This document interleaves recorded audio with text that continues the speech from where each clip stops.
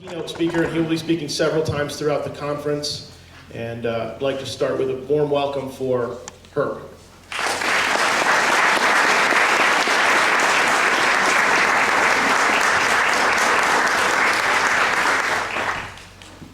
Yeah, contrary to any rumors you've heard, this was not at a Donald Trump rally. I've always been leery of the speaker who starts out by saying, before I begin speaking, there's something I'd like to say. Having said that, before I start speaking, there's something I'd like to say. I don't know how to express the honor. Just to be invited at age 87, well, I'll be 87 tomorrow. I accepted the engagement so I could celebrate my birthday here. Just to have been invited would have been a very big honor. But to have been invited to do the equivalent of 4 keynotes is something I would never have imagined, and I'm very, very grateful for that.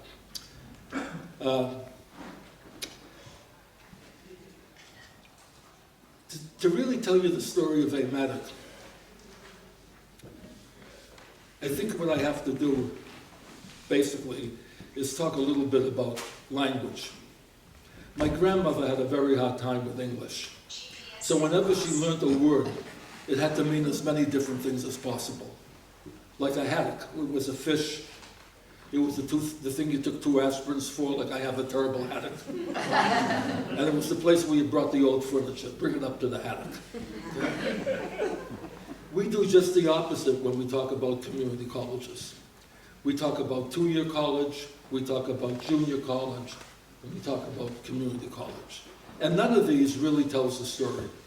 For example, if William Perry, who was the founding president of Corning Community College, had called me up when I was a graduate student at MIT and said to me, I'm the founding president of Corning Junior College, and I'd like to recruit you to be the founding department chair. Why would I go to a junior college when I'm already at a senior college? Okay, step down. If he had said, I'm the president of a new 2-year college, I'm at MIT. Why should I be at a 2-year college and teach only freshmen and sophomores when I'm already teaching freshmen, sophomores, juniors, seniors, graduate students, and publishing? Well, in my case, it was publish and perish. Anyway, he said, I'm the founding president of Corning Community College. And all I heard was the word community, a college that existed for the community. It didn't say 2 years, it didn't say 4 years, it didn't say liberal arts or Voc Tech. Okay? It didn't say public or private, it said a community college. Now, what were the demographics at that time? At that time, about 20% of a high school graduating class went on to college. That meant 80% didn't. I found that out. I asked Siri that. By the way, if you want to have fun, ask Siri what 0 divided by 0 is. Have you ever done that? Yes. Yeah, it's exciting. She gives you a story about why you should be so sad that you have 0 friends and 0 cookies to share them with.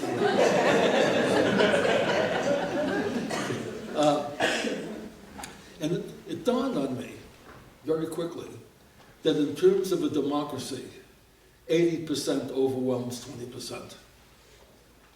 You see, the one prerequisite of a democracy is education. It's one thing to vote, and another thing to be informed, well-informed, and vote. And so I saw this as a religious mission, believe it or not. See, I loved being at MIT. It was prestigious. I'm an outgoing person. I love my students. They love me. But there was no way I could convince myself that they wouldn't succeed without me. They have a saying in sports that great players make great coaches, and the public misinterprets that. Education misinterprets that. How do we hire our instructors? Based on how well they taught, or based on how well they played math? Think about it. How does MIT hire their professors? Do they say, let me see you teach a calculus class, or do they say, what have you published? And publishing in math is a player's credential, not a coaching credential. And we recognize in sports that great players aren't necessarily great coaches. And many great coaches were mediocre players. In fact, when I made my algebra videotapes in North Carolina, I was privileged to meet Dean Smith, who was coaching North Carolina Tar Heels basketball at the time. He was the nation's most successful basketball coach, never played professional basketball, didn't even start for his college team, because it was a very high-powered team. It was the University of Kansas, okay? But he became an outstanding coach. And I said, if I ever go into the t-shirt business, I'm going to dedicate a t-shirt just to you. And all it's going to say on it is, ain't it amazing what you can do with your brains and somebody else's body? That's who we are. That's who we really are, okay? Yeah, I mean, the nice thing about being 87 is I forget a lot of things. I lose my train of thought sometimes. I'm like the man who came out of the doctor's office and his wife said, how'd you make out? He said, doctor told me I had cancer and I have Alzheimer's disease, but thank God I don't have cancer. Yeah, so what happens is you see people go in to vote. They say, my God, if they can get all those words into that tiny space, the least I can do is vote for it. How many well-informed voters do we have? How many times is a voter looking at a question in a referendum and seeing it for the first time? And there's somebody behind them waiting to vote. So he just checks off something, okay? So here's the mission I saw. This was my vision at the time. This has nothing to, this is 1958, and IMACC is 1974. A lot of stuff happened in between. I look at the university and I say, look, the kids who are coming here aren't going to be the ones that coming to Corning. I don't think are going to be the ones who are going to invent a cure for cancer. I didn't rule it out, I just didn't think it was likely, okay? That was going to come from the universities. And so it was clear in my mind, because after all, I was in the second graduating class at Brandeis University, Phi Beta Kappa. I'm at MIT. I'm academically elite. I'm not going to put down higher education. And so I said, yes, MIT is great. It will be a great partner in developing the quality of life that the society is going to enjoy. But how long that society survives to enjoy those benefits depends on how well it treats its staff. I would say America is getting between an A- and an A in the first category, and roughly about a D or a C in the second category. And it would be an F if it weren't for the community colleges. We are the ones that are the Statue of Liberty to those who would otherwise have been academically disenfranchised. You can never eliminate the lower half. If you did, the lower half of the upper half would be your new lower half. It's an invariant. I had a lower half at MIT also, except that my lower half there was the lower half of the top 2% in the nation. So going back to the slogan about great players make great coaches, what it means is if you want to be a great coach, get great players. Great players will make you a great coach. See, I could never coach a basketball team. Well, I could coach them, they would just lose every game, okay? But give me the dream team that the United States had in the Barcelona Olympics, and I would guarantee at least one of the 3 medals. I would start any 5 of the 12 players. And I would say to them just 2 instructions. When you get tired, take yourself out of the game. 2, as you go by the bench, drawing as little attention as possible, tell me who I should replace you with. I don't have to worry about that. That would be it. These guys were too good to lose. MIT professors, and I don't mean to put them down, they think they're better teachers than they really are because their kids do well. Their kids would have done well without them. But at the community college, we save lives. I was embarrassed by the movie Good Will Hunting. I thought it was a terrible put-down of community colleges. My college president loved it because she doesn't understand community colleges. She was president. That didn't mean that she really... we confuse who we are as a person with what our title tells us that we are. Did any of you see Good Will Hunting? Yeah. See, one of the protagonists is from MIT, right? So for good theater, the other one has to come from the exact opposite of MIT. They didn't pick Boston University, they didn't pick Northeastern, they picked Bunker Hill Community College. They showed about a 10-second clip of Robin Williams teaching in the classroom, and the kids are disruptive. You'd swear they were just there waiting for Friday night to get out and raise hell. You didn't see the 40-year-old, the 50-year-old. You didn't see that the average age freshman at a community college is around 30. That wasn't shown at all. And it was a wonderful picture. It just wasn't the community college's shining hour. I bet you almost everybody in this room at one time or another has done for a student what Robin Williams did for Matt, whatever his name is, Damon. We do it all the time. We do it all the time. Now, I didn't know about that time, but these are the thoughts that were going through my mind. And I love being at Corning. But what I discovered was that a lot of the Corning kids, they were never going to use math. In fact, I referred to Publish and Perish. My first textbook was called Mathematics, A Chronicle of Human Endeavor. And it taught developmental math through the history of how we went from cave scratches on the wall to exponential notation, that these things didn't happen overnight. It took a long time for people to recognize that a number was just an adjective. I mean, something as simple as, what do you call a whole bunch of sheep? A flock. What do you call a whole bunch of cows? Not a herd. Why do we give them different names? They're both large numbers. Oh, because they're different. They're different. In other words, it took a long time for people to recognize that you don't just have three, you have three of something. Well, we do that in a very fancy way in science. We call it dimensional analysis. So why don't we teach that in kindergarten? I'm going to talk about that. I forget which of the two talks that's at. One of the talks I think is called Have You Ever Seen a Number? And that's where we'll talk more about that. You ask a kid, tell me what 3 is. And they go like this. I said, look, I went to MIT. I know what 3 fingers are. I want to know what 3 is. They've never seen 3. And then we wonder why they can't do math. Is green pretty? Well, if you mean green grass, green leaves, yeah. Green teeth, green mold on bread, not so bad. Imagine living in a world where there are no nouns. That's how the kid in math lives. There are no nouns. If you have a precocious child and you say, my son is brilliant in math, and even though he's only going to kindergarten, he should be in 4th grade math. Principal says, well, better take this with a grain of salt. I'll give him a little quiz. Son, how much is 3 and 2? And the kid says, 3 what and 2 what? Does the principal think he's a genius, or does he put him into kindergarten? Puts him into kindergarten. No, we don't teach that 3 plus 2 is 5, provided that 3, 2, and 5 are adjectives modifying nouns. It took a long time for people to discover that. We don't teach that. You take a course in physics. The illusion is that Newton got hit on the head with an apple at 10 in the morning, and at noon he had computed the escape velocity to get through.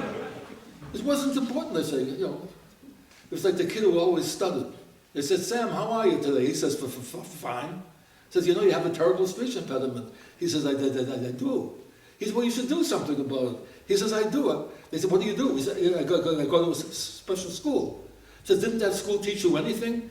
He said, yeah, they taught me to say, the rain in Spain falls softly on the plain, but it never comes up in conversation.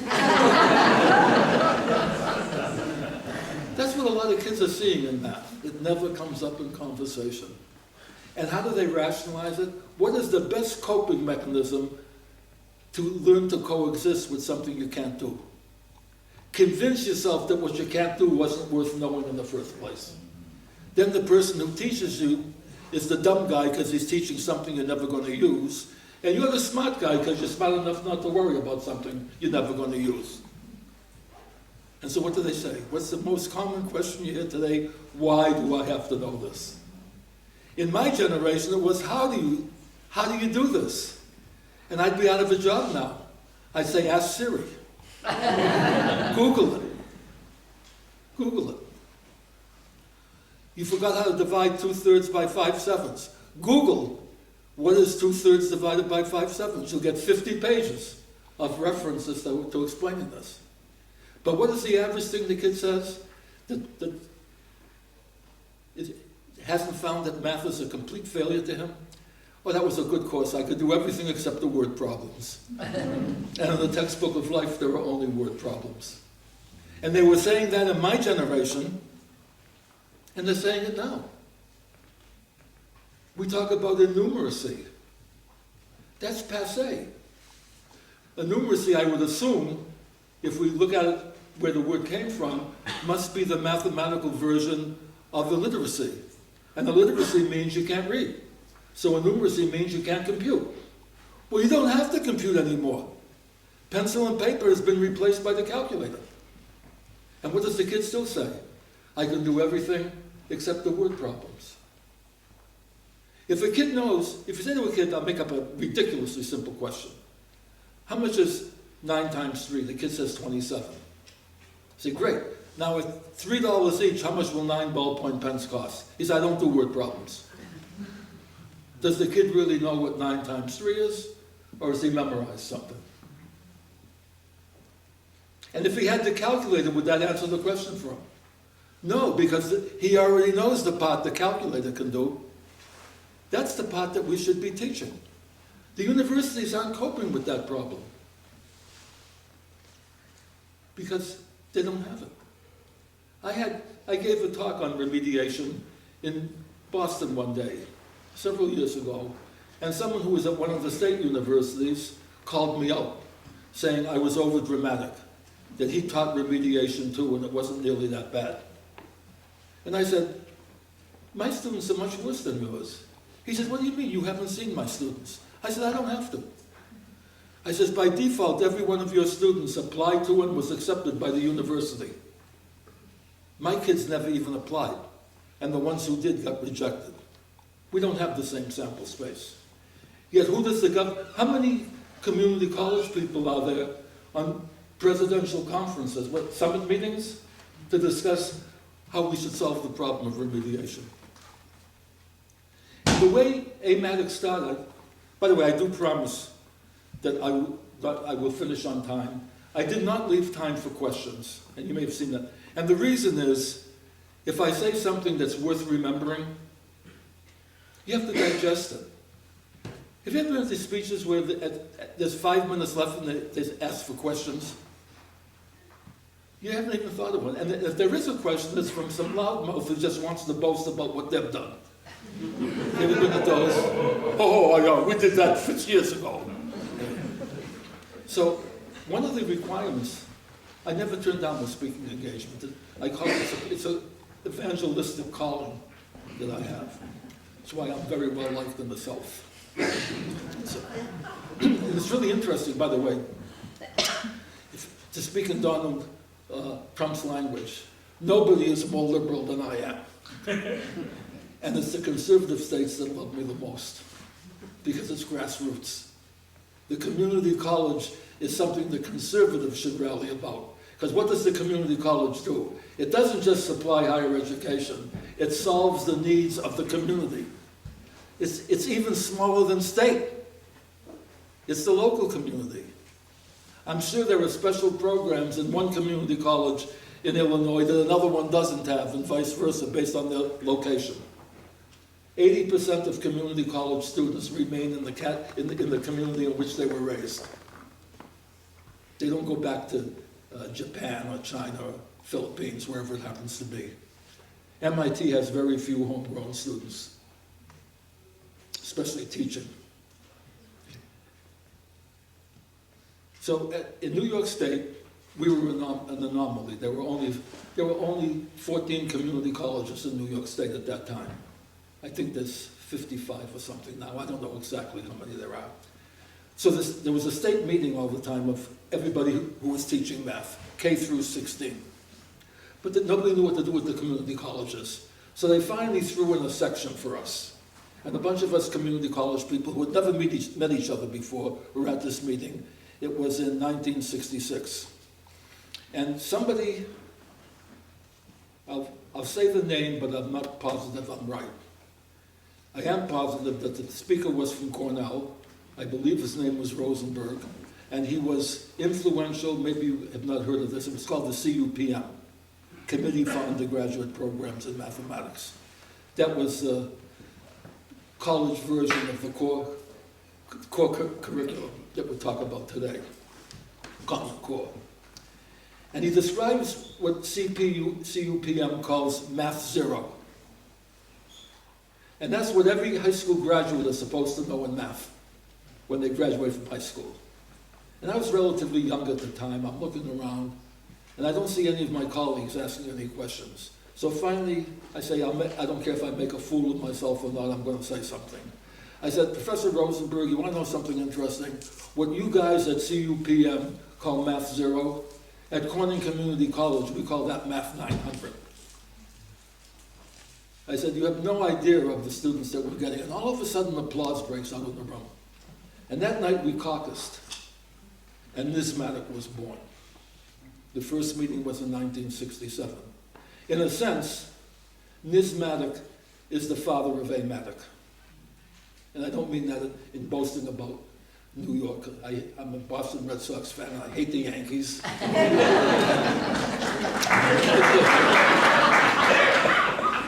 Yeah. I also hate broccoli, so you have to, I mean, do you ever notice how we talk in hyperboles? My wife says, I love you. And then the next thing she's saying is, I love this ice cream. We use the word love to mean almost anything. But anyway,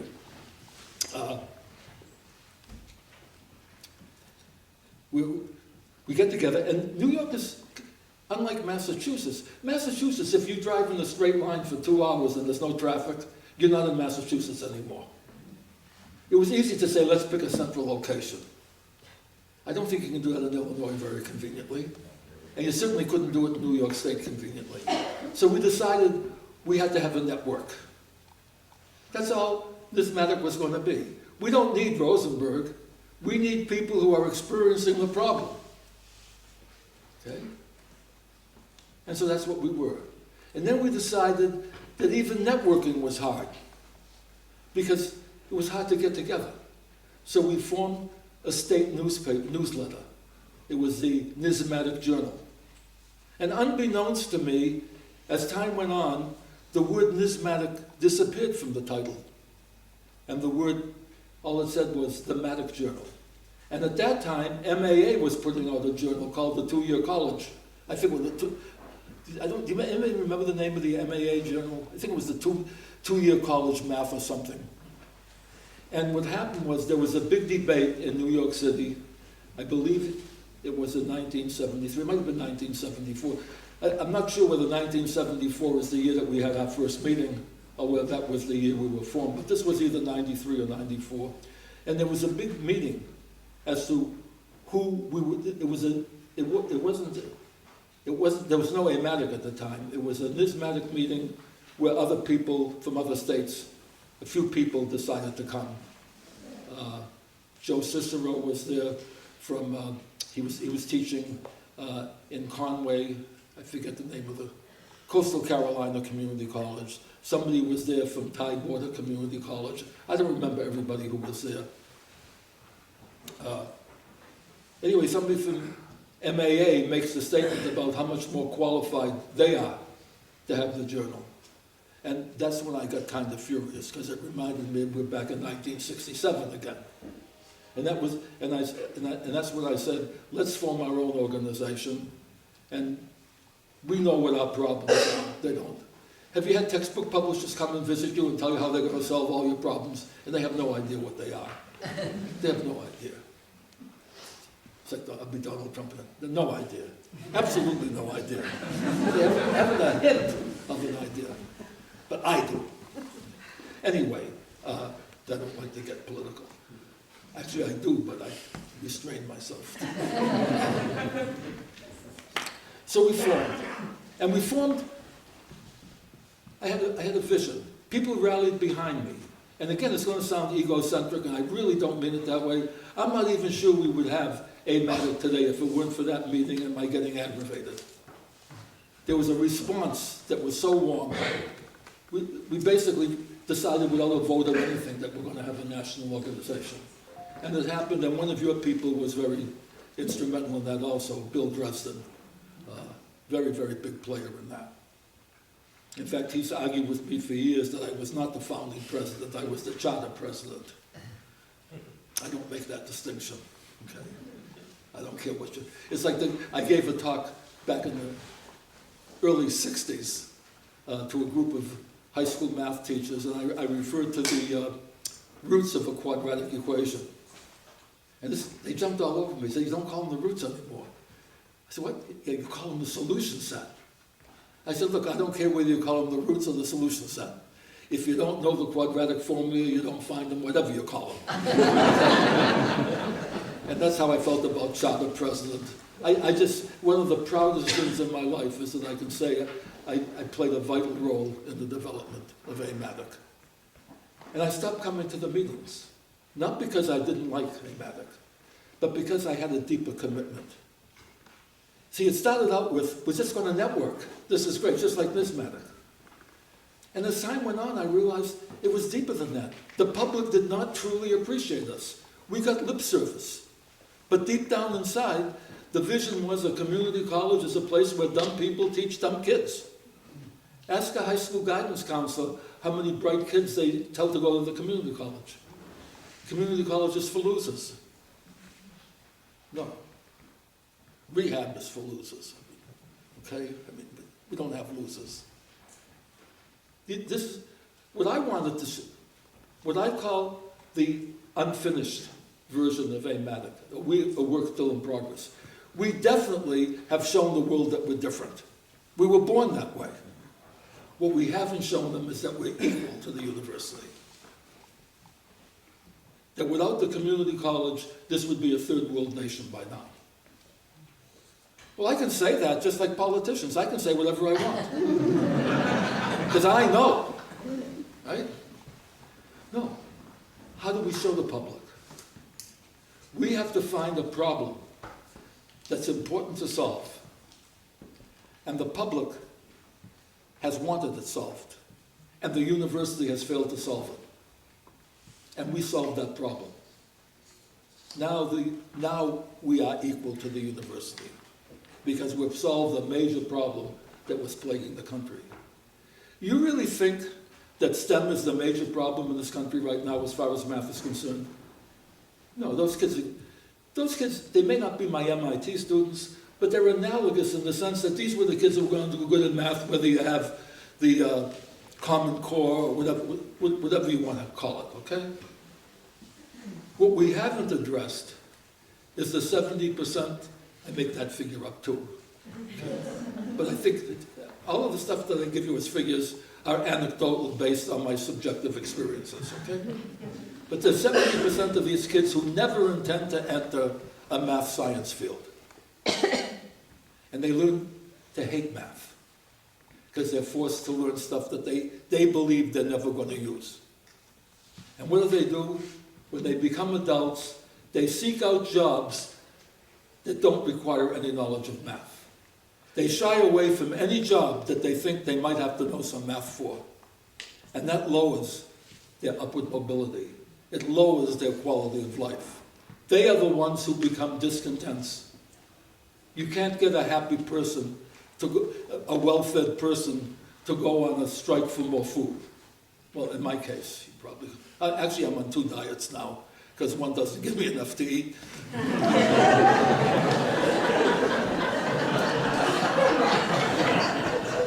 I am proud to say that it only took me 3 hours and 20 minutes to go through a 14-day diet. Yeah, I was trying to lose 20 pounds, and I'm happy to report I only have 25 more to go now. Well, it's funny, you can't... I was once using a lot of artificial sweetener. This is funny how, if you're in a serious mode, if you say something funny, people look at it profoundly. I was using so much sweet and low. I said to people, you know, I'm using so much sweet and low that I expect to get a case of artificial diabetes. Oh my God, that poor man. You know, it's funny that way. People will just take words very, very literally. I don't make up many jokes. I made up a great one in class. I was erasing the board, and I started to cough from the chalk dust. And I said, coal miners die from black dust, math professors die from white dust, but if you tell people that, they call you an e-racist. I thought it was hilarious. No one laughed. 2 minutes later, I said X when I meant Y, the crowd roared. I mean, these are the same kids who would say to me, I know we're not as bright as your MIT students, but we do have a better sense of humor, don't we? But anyway, so my belief is that we are the only ones who are qualified to solve the not the innumeracy. I like to call it functional innumeracy. Remember I said that innumeracy translates to literacy? What does functional literacy mean? You can read, but you don't know what you're reading. The problem we're faced with today, we have to coin our own word. The community colleges are working on functional innumeracy. People who know how to compute, even if they have to use their friend the calculator. They don't know what to compute. They don't know when to use it. We have to invent the type of course that bridges that gap.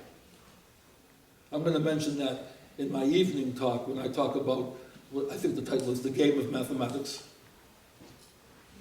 See, for example, what if you introduced algebra as a game? See, I may give all three talks at once. I mean, then you can have fun the whole rest of the day. Basically, in a game, the objective is to win, isn't it? And you have to win by using, by logically putting it, by something called strategy, which is logic. And what's the strategy? Applying the definitions of the rules to arrive at a winning objective. And how do you learn the rules? You memorize them. Tell me logically why 3 strikes is an out in baseball. Oh, it's simple. 2 wouldn't have been enough and 4 would have been too many. You just accept certain things. Okay, we'll talk more about that tonight. Do kids like to use the calculator today?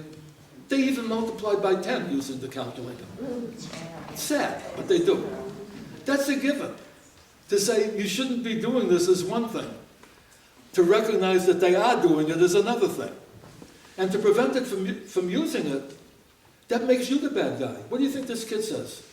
What a jerk my teacher is. I can use my calculator any place in the whole world except in her stupid classroom, or his stupid classroom. I was probably the only instructor at Bunker Hill Community College who I gave a license exam, a calculator license exam, when kids wanted to use their calculator. I said, yeah, you have to get a license. I asked, and there's no driving test, I just asked you the rules of the road thing.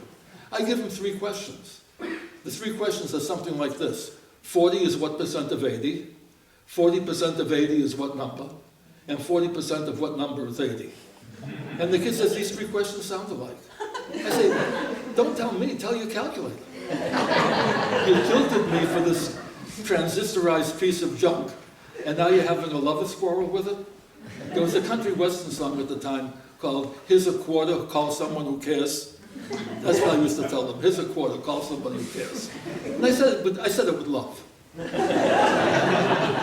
The thing is, if I gave them that test with the calculator, they couldn't have done it.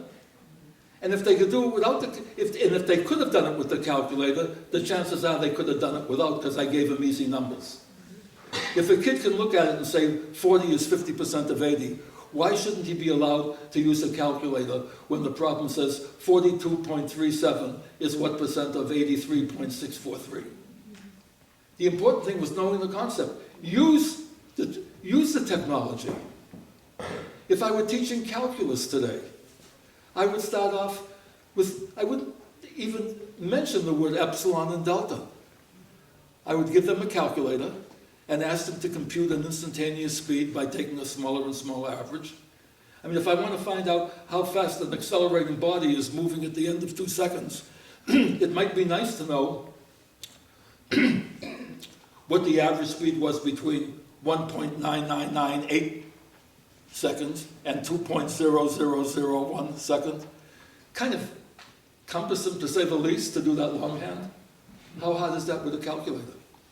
And when a kid sees that the answer has to be more than 28.123, but less than 28.124, do they have a pretty good idea of what the limit is? Can you then sneak in the epsilon and delta by saying, instead of talking about a time interval of 0.0001, let's just call it h.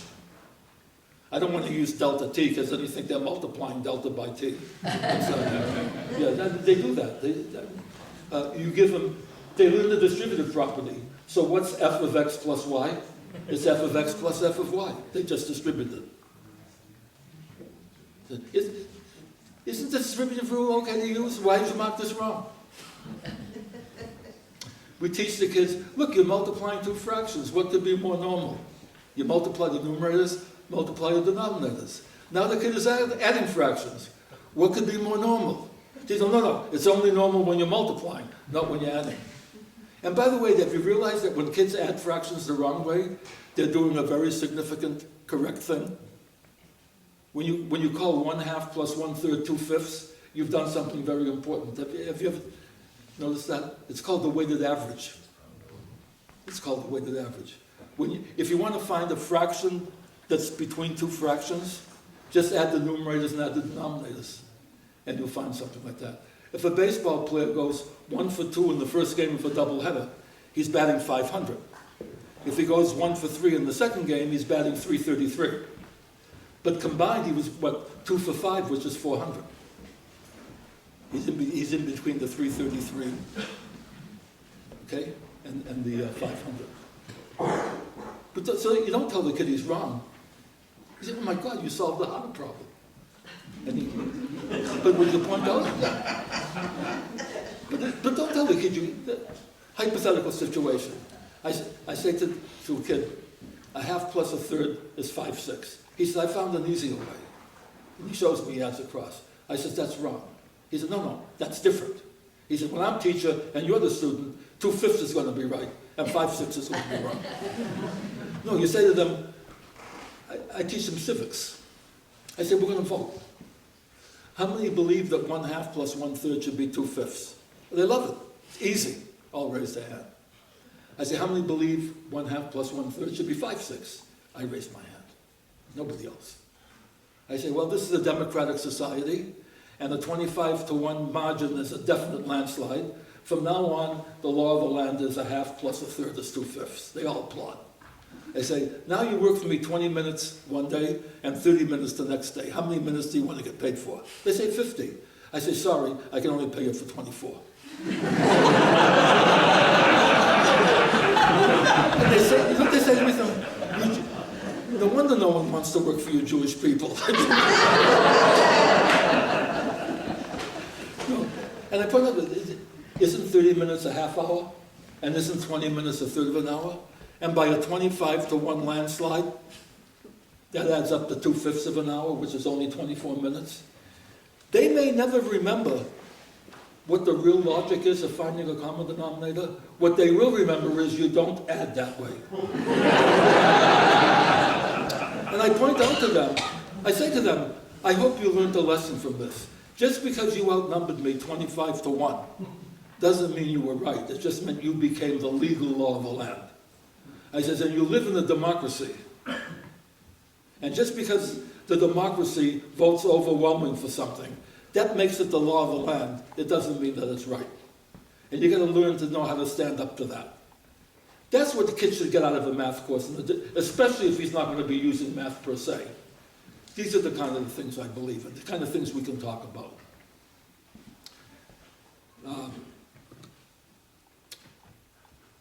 Is there anything that I left out that you think that I should be talking about as far as the community colleges are concerned? Because I believe that a very, very big thing has happened that we may not be recognizing. When I came to Corning in 1958, I could assume that every kid that was there wanted to be there. Because you didn't have to go to college in those days.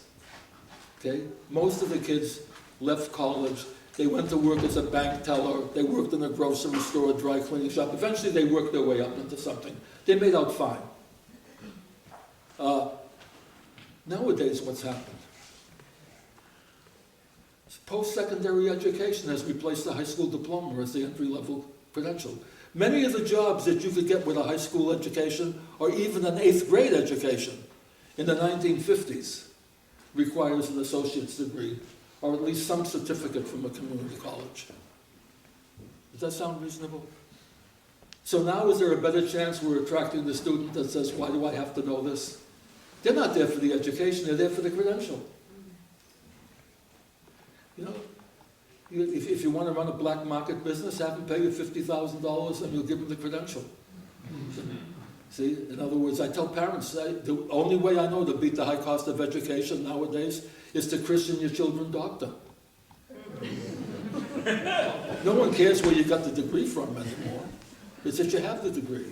I went through my entire career until 2014 with just a bachelor's degree because I never finished my doctorate when I got the call to come to Corning. I never went back to MIT to finish. And what was kind of interesting was MIT called me back 10 years later to do Calculus Revisited, which is now sort of an interesting part of my life that makes it sort of an anomaly as why how did I wind up at the community college? MIT recruited me not because I was a great mathematician. I would have been by layman's standards, I'm a very good mathematician. By MIT standards, I'm in the lower half. Because that wasn't my interest. My interest was in becoming a high school math teacher. And I went to MIT so I'd make sure I was teaching the right math. I never really cared about getting the doctorate. I cared about getting the subject matter. Problem, like everything else in life, is you're competitive. So once I was there, I forgot what I was there for and started to feel bad that I wasn't as smart as the other guys. Until I realized, I didn't realize it until George Thomas of the Thomas Calculus book called me and said, I have a friend who's at the Center for Advanced Engineering Study and he needs somebody to develop a course, a refresher course in calculus, and I told him you'd be the right person for it. And that's how I got back to MIT. I forget why I was mentioning that, but that's okay. Let me tell you a parable of how I see the community college and where I see the future lying. And again, if I should fall asleep or anything, those of you who heard me in Nashville can tell those who didn't what I was going to say, okay? Imagine there's a gang, we'll call it the mafia for the sake of argument, that's giving protection to one side of a street in a town.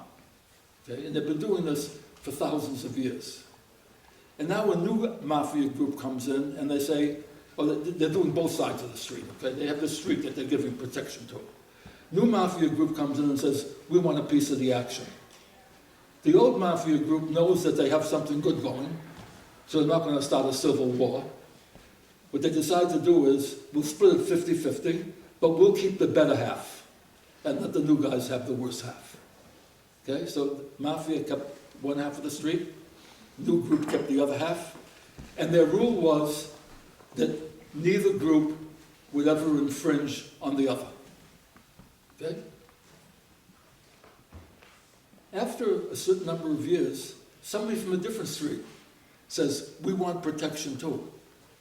And the old mafia has a good thing going. They say, well, we don't need anything going. The new mafia says, hey, our agreement is that we wouldn't interfere with them. If they're not going to be looking at that other street, we'll take that street. And to make a long story short, pretty soon, the old mafia still has their one half of the street. And the new mafia has the entire rest of the town. And the old mafia is the university. And the new mafia is the community college. Even the word community college is now outmoded, in my opinion. It should be the comprehensive community college. We're not just a college. We give certificates, we retrain people for jobs, we do projects for industry. You name it, we do it.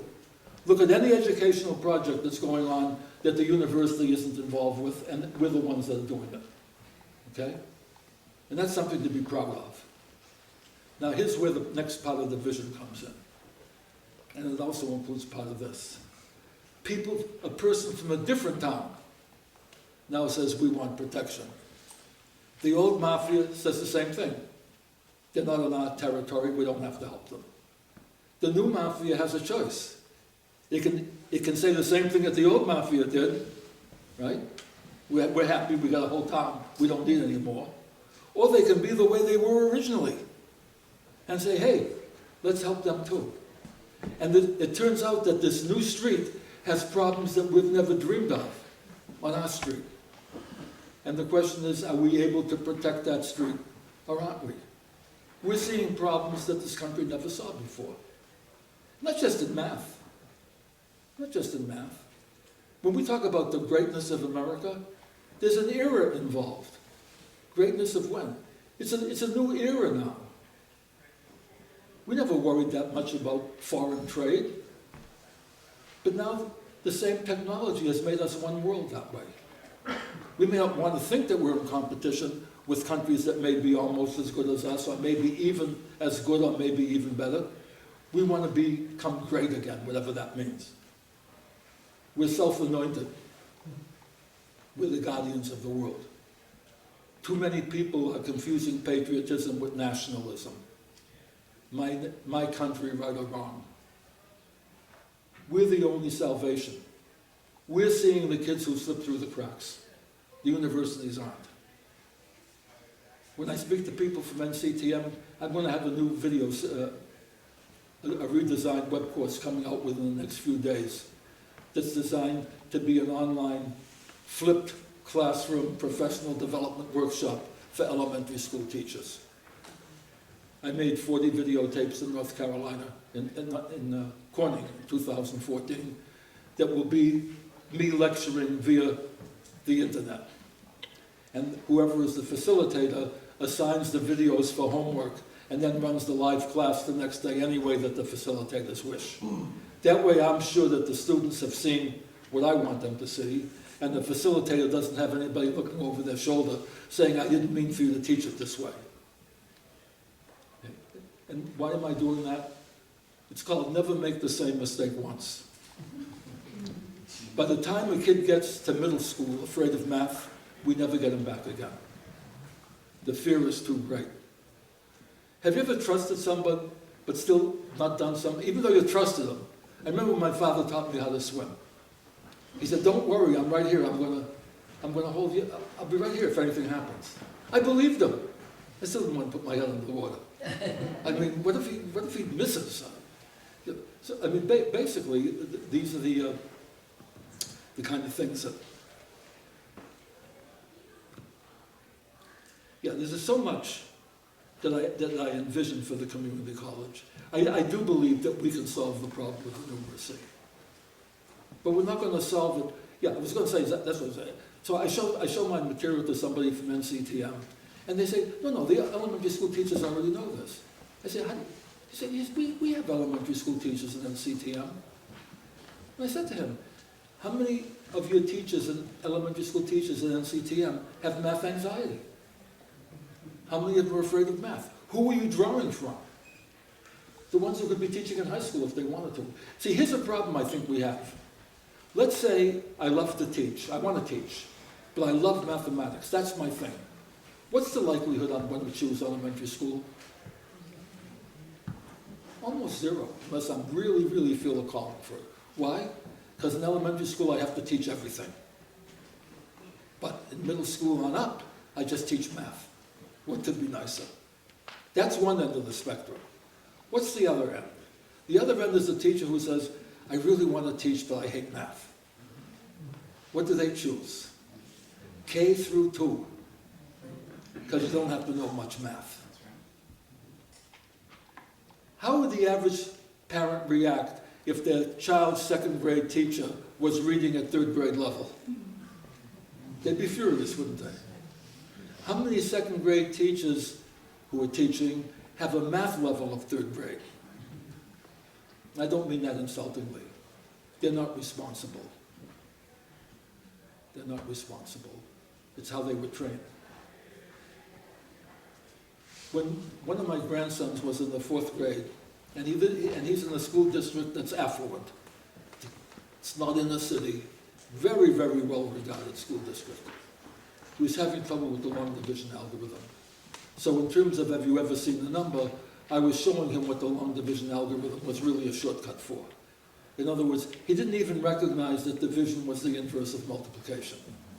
When you saw a problem like 2,821 divided by 13, he had no inkling that it meant how many 13s do you have to add up to get 2,821. So I first of all showed him that. He says, Papa, that would take forever. I said, not if you know nouns. I said to him, how much is 13 times 2? He said, 26. I said, how much is 13 times 2 apples? He said, 26 apples. I said, how much is 13 times 200? And I spelled out the word 100. He said, 26 hundredths. I said, good. So in other words, if you had 213s, you'd already have 2600. But that's too small. You had 2,821 to begin with. How many more do you need? And we went on this way. Then I showed him the shortcut. He said, Papa, I can't wait to show my teacher.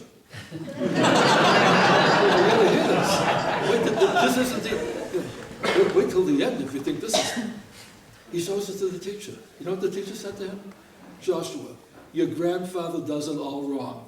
But as long as you get the right answer, it's okay. True story. Now, I don't blame the teacher for that. Okay? I'm thinking about how many kids had the same problem, but their father didn't know math. What does long division mean to them? Absolutely nothing but aggravation. And you know, I don't know if you ever noticed this. You ever notice a kid at the community college flying off the handle by a remark that you made that was completely innocuous? You say something well-meaning, and somebody in class gets furious about it. Has that ever happened? What happens is that some of the students that we have so much baggage that they're carrying that what you said was the, what do you call it? The camel that broke the camel's, the straw that broke the camel's back. In other words, when people are already stressed, it doesn't take much more to get them off the deep end. A lot of the students that are having trouble with math have a lot of other problems. The canned remark I used to make at the community college to all my students was, I said, opening day, I said to them, take attendance and you say here. That tells me where your body is. It doesn't tell me where your mind is. If you have a sick child at home, that's where you really are. You're thinking about that. So what are you doing here? You're not solving the problem. That's what motivated me to make videotapes. How could I say to the teacher, if you have a problem going on that requires you to miss class, I'll give you an excused absence if you just tell me in advance. I can say that. That's the politician again. Wonderful thing. Now it comes time to get a grade. Do I pass him because he was exempt from taking all the course material because he had an outside problem? No, I made videotapes. In fact, the title I gave that project would have had me thrown out under the PC rules of today. It was called Take a Professor Home with You Tonight. Yeah, I mean, kids sick at home. There has to be some time where the mother has a few minutes to watch something. And even if you don't believe in that, what if you had videos of your own class? Okay? And if a kid didn't understand something Monday at 9, why should you expect that he's going to understand it Wednesday at 9 if there was no help in between? Is it possible the kid missed something in the lecture? Maybe you erased the boards before he was ready, or she was ready to have them erased? On videotape, that's not a problem. If I erase the board too fast, you just rewind it.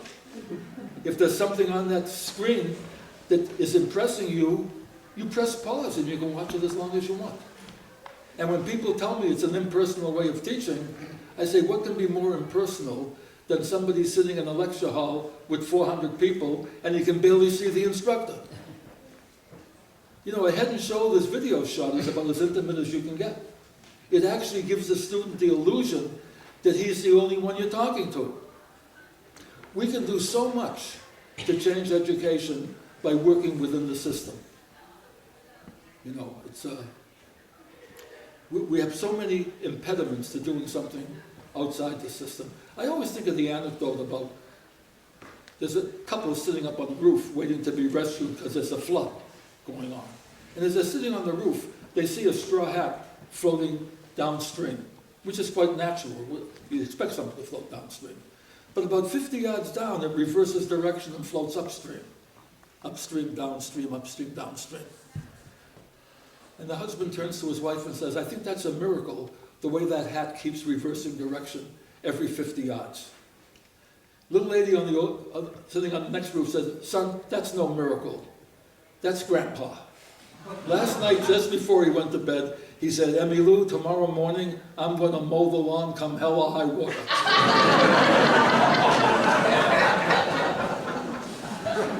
and I think that's the way we work. We have a great partnership with the administration. Their 50% is to tell us what the problem is. Our 50% is to solve it. Fair enough. How many people who administer us know what we're going through really in math education? How often when I do a 1-week workshop for elementary school teachers, how often do you think the school superintendent or the school principal shows up? Maybe once. And if they don't buy in, are the teachers going to be able to do what we want them to do? No, because their job depends on doing what they're told to do. We make fun of teachers today because they teach to the test. What would you teach to if your job depended on the kids passing the test? And if you tell a kid, you have to learn this because you can't get promoted if you don't know this, why should we be surprised that once the kid gets promoted, he forgets it? How often do we say, we're teaching you this because it's something you should really retain in your memory? No, you won't graduate if you don't pass this test. Isn't that the message that they hear? These are the things that we can deal with. And why can we deal with this? Precisely because we are the 2-year college. If I were at MIT now, and I can assure you I wouldn't be, because as I said, the one reason I came back there for 5 years was to teach a course that by MIT standards was kind of remedial, refresher calculus. I mean, I've looked at notes that I took in the early 50s at MIT. I can't even read them. I mean, I can read them, but I functionally can't read them. I have no idea what they meant. But I knew them then. Haven't used them at all. See, but assuming I was at an MIT type of institution, what am I doing? I'm teaching freshmen, what I mentioned before, freshmen, sophomores, juniors, seniors, graduate students, and publishing. Right? What am I doing at the community college? Teaching freshmen and sophomores. So if we really want the same prestige that the university is getting, and they're teaching all this other stuff, and all we have to do, and I said that in quotation marks, all we have to do, is the freshman and sophomore years. Doesn't it make sense that we should be doing something special in those 2 areas if we want to be called equal to our university counterparts? Is our role to turn out great mathematicians or to turn out great scientists, great citizens? To do both. But are we turning out great citizens today? I don't think so. I don't think so. I think somehow you have to almost be born in slavery to appreciate freedom. We take too many things for granted. We don't know how easily they can go away. And we're the ones who see the majority of the kids who need to know that. I don't think there are too many MIT professors who are unaware of the situations that are going on. They may not care that much about it, because p-adic number fields are much more important. Okay? So that's my mission. That's what I call the unfinished product. Some of you may be annoyed to realize that since forming IMACC, I may have only been to about 5 national conferences. And the reason is that I'm still working on my vision. And I don't mean this to sound like I'm criticizing, but in 2014, when I spoke in Nashville, I got a sustained standing ovation for saying more coherently what I tried to say today. Okay?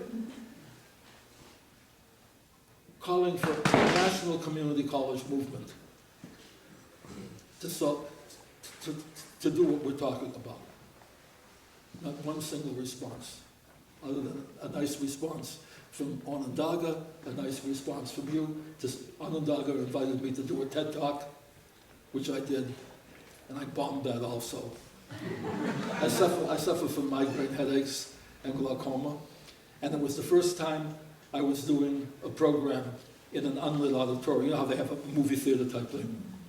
And the walkthrough the day before was in daylight. All the lights were on.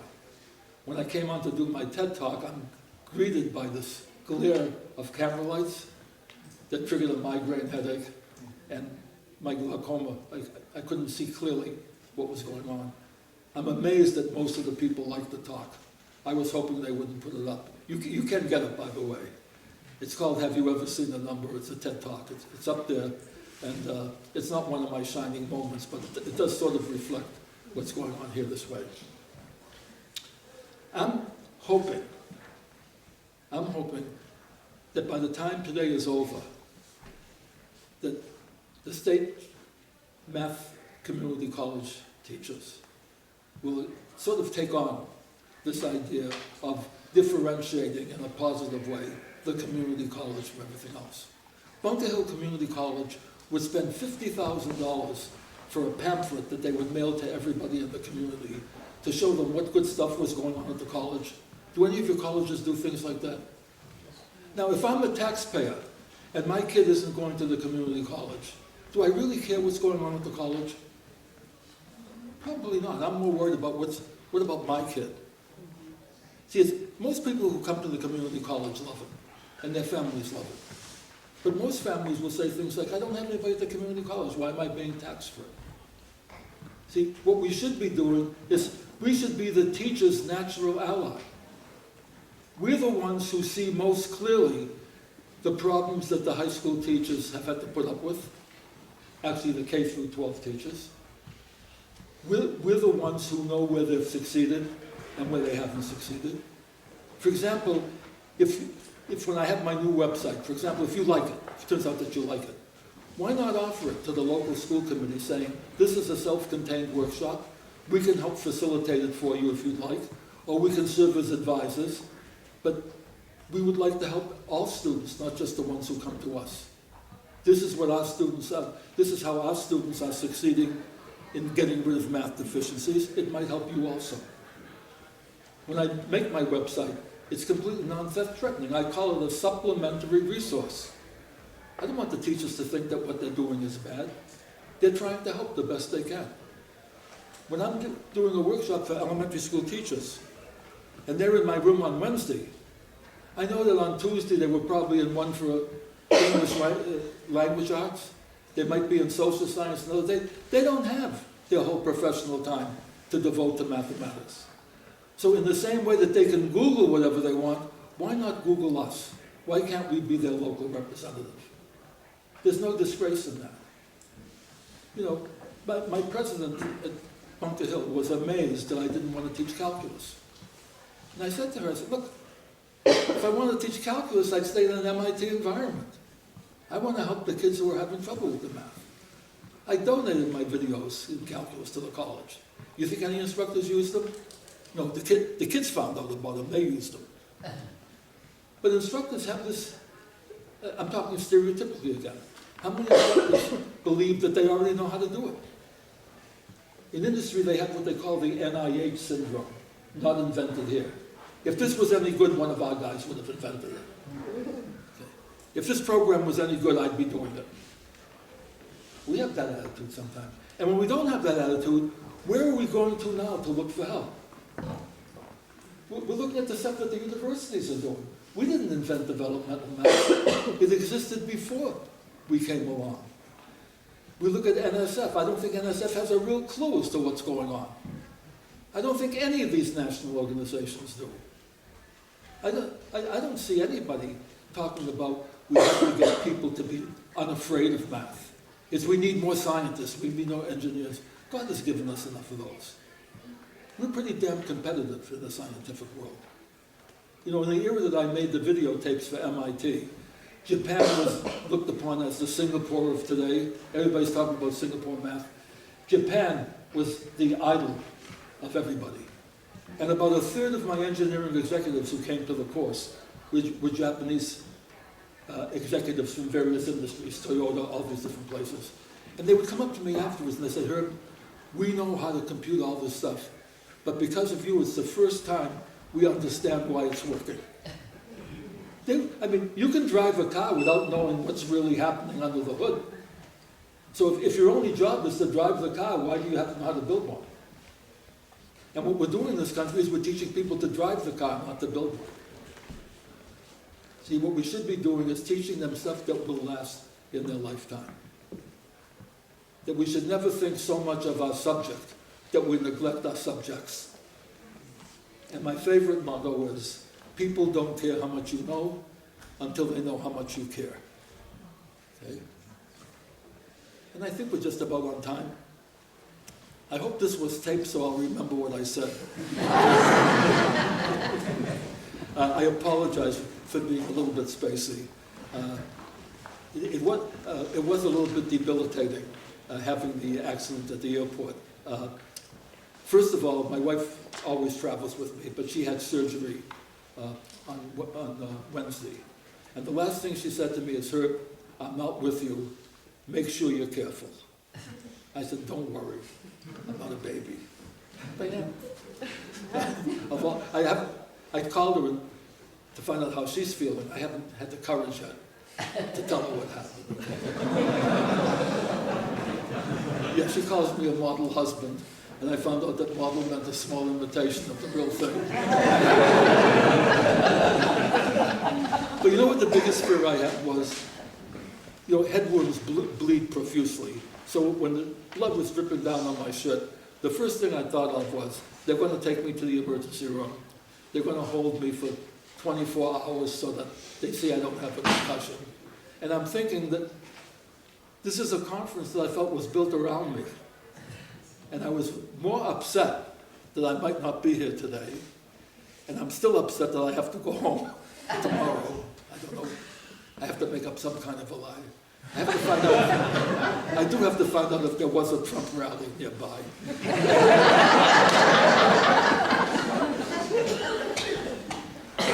It's such a thrill for me to be here. I look at this, and this is a microcosm of what happened because in 1967 somebody used the phrase math zero for something that we felt was very profound. And this is what's grown out of it. And I think, as I say, the same thing happens if you teach kids developmental math by having them see what a wonderful thing it is. To show them axiomatic approaches. English teachers have said to me, "You guys are lucky, everything you teach is cut and dried." I said, no, it's only cut and dried after we know what the model is. And that ain't easy.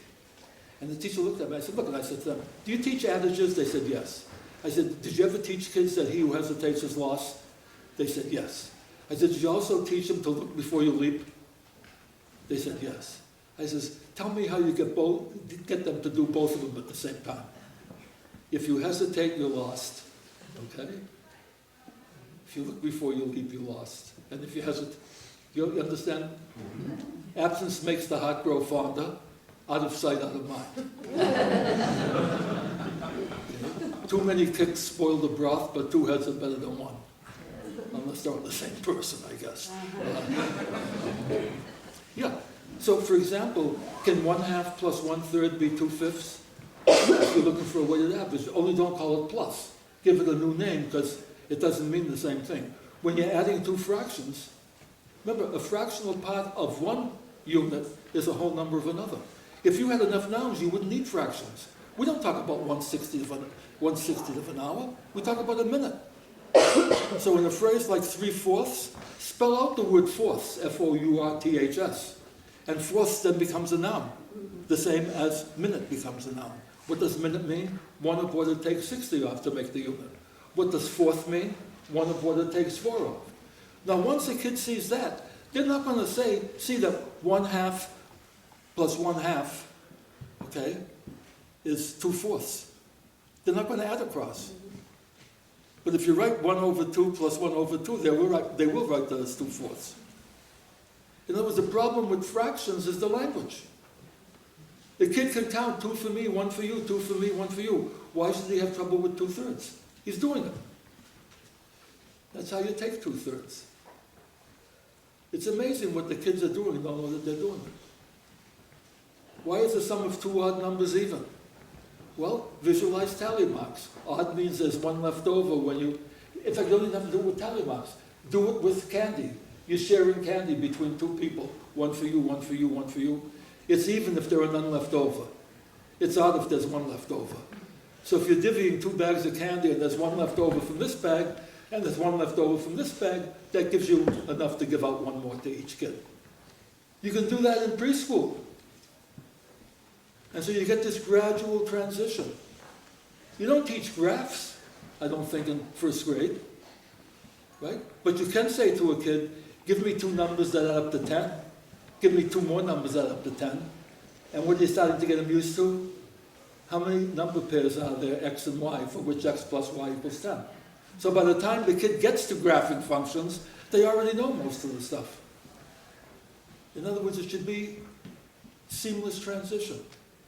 And we'll talk about that either this afternoon or tonight, depending on which time I'm talking about. Have you ever seen the number? But thank you very, very much for bringing that.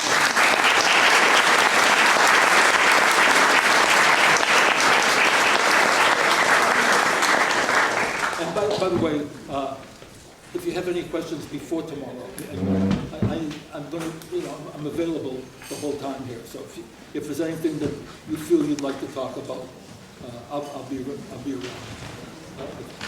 I try not to go to sessions because I don't want to seek much distraction too. In other words, people lecture differently when certain people are in the room than they might otherwise.